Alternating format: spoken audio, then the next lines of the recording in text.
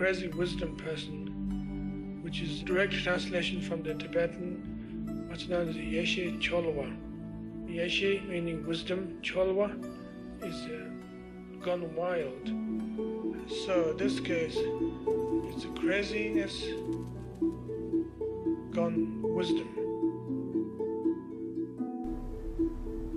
My work is dedicated to present a notion of enlightenment to the West. The world is not going to be saved purely by religion alone, but the world can be saved also secular enlightenment. This world does need your help so badly, very badly. And so on behalf of this world, I would like to request you to come and do something about it. It takes enormous faith in people to create an enlightened society. You can't have a partial act. We have coined this word called spiritual materialism. Spiritual materialism, which is dedicated to pursuing a self-ego, that you use mantras, chantings, meditations, all kinds, to become oneself a greater and powerful person. He did not give a talk in the first 5 or 6 or 8 years without reminding people how foolish their grappling after spirituality to save themselves was. He was cruel from the point of view of relentlessly dismantling whatever you could use to cling on to some constructed version of ego. Let us mock the ego, but let us build our spirit.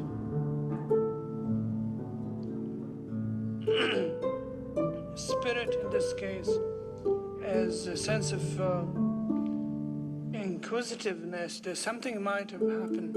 There's a possibility of something's taking place.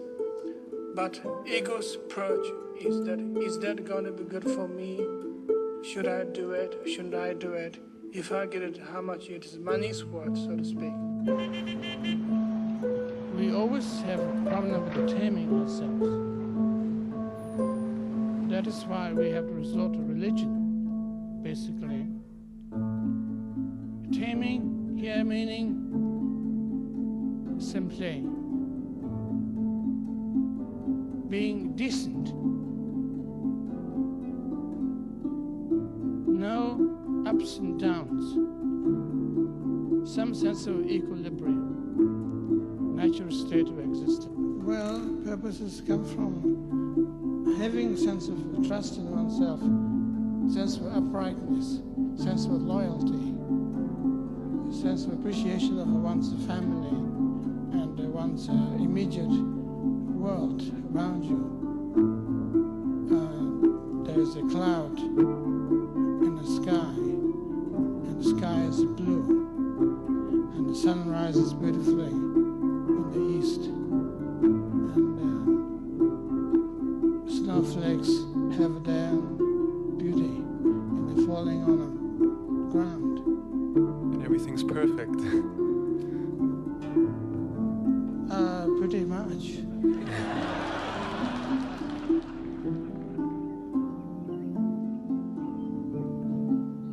He was always teaching us from the crazy wisdom style. And the teaching was, there is no certainty. And you could have a sense of humor about that.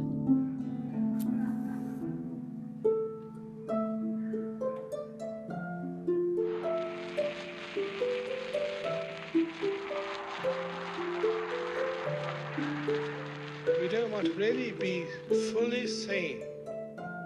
And that seems to be our problem usually, that we can't handle too much sanity. And we would like to have a little corner of neurosis somewhere, even in our pockets, just a little puff here and there. So if you find too much sanity, you say, boy, it was heavy.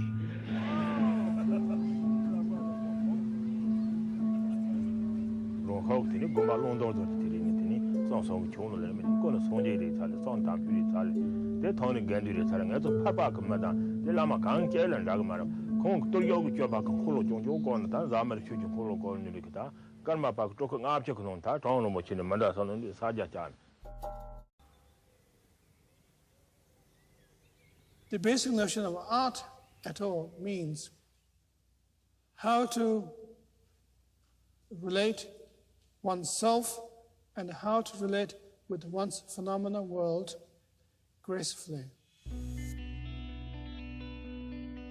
Dharma art, rather than looking at a painting of a river, is more like being in the water, in the river. When there's enough sensory space, then we can afford to relax more and we begin to find what's known as the sacred world, that any artistic endeavor is regarded as sacred. When that happened, there is no struggle.